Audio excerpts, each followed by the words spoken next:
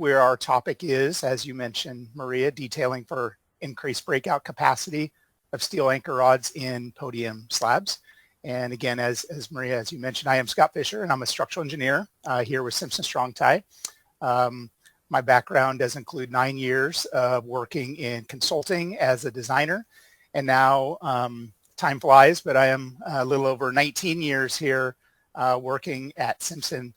During that time, I've worked on our concrete anchorage side, developing different acceptance criteria, AC 398 and 399 for cast in place straps and anchors. Performed a lot of code testing, various anchor products.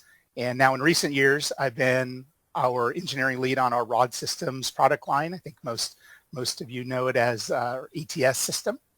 And over the last couple of years, I think the last 2 years, I've been the senior product engineer for our strong wall prefabricated shear wall system. So a fair amount of both multifamily and single family type building construction. Now, I do also want to recognize a few of my colleagues who were involved in the testing and analysis for this shallow podium anchorage project.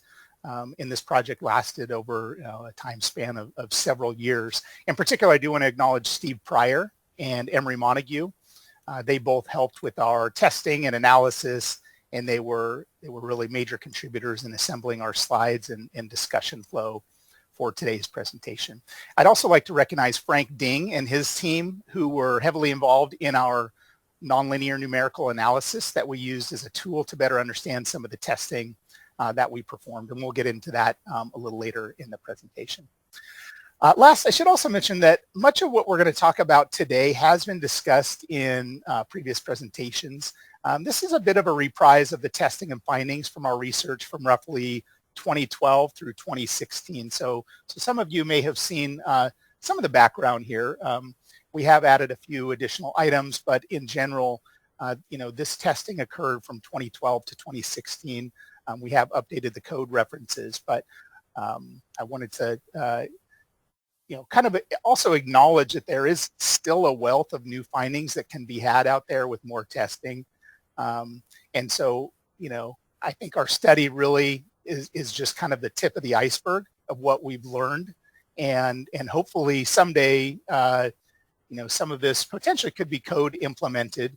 But for today and as well as with past presentations, we very much appreciate the opportunity that Dr. Ghosh and SK Ghosh and Associates have given us to share our discoveries and conclusions from that program. All right, with that, I'm going to go and we're going to get into a bit of the history that took place over the several years that led to the findings and output that we're going to talk about today.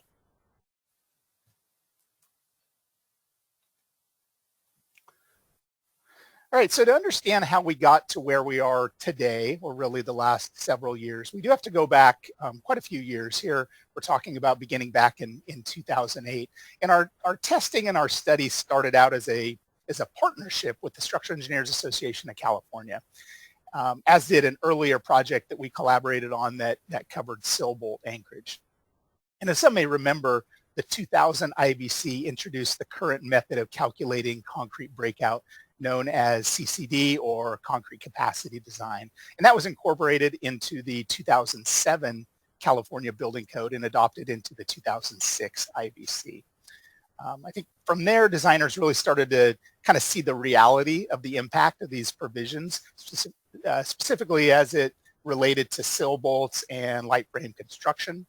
I think a lot of us found that the design capacities for these conditions were so low based on the design equations that the number of bolts that started to be code required for a standard shear wall, it began to feel a little excessive. And so we were approached by SEAONC, where we began to work with them on testing sill bolts and concrete to reestablish the values. So this led to code changes and essentially the code that we have today.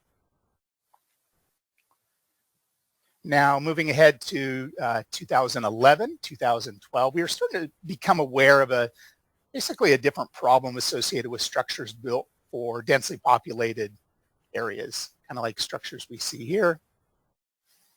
These structures typically have 3 to 5 stories of wood light frame construction over fairly thin elevated concrete slabs. When we're talking thin, we're talking 10, 12, 14 inches thick.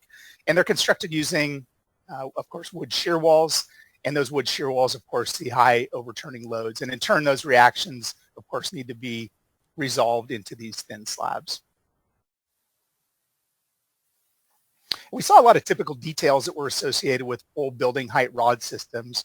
For example, our Simpson Strong-Tie ATS system, which is shown here, where those rods at the base had anchorage details, and those details looked something like this, where there was basically a termination at the cast in place anchor bolt. And these anchors were most commonly cast in the concrete instead of below the slab. And reasons, when we cast the anchor in the concrete, the hardware is going to be protected against corrosion, fire, vandalism, and any other external effects.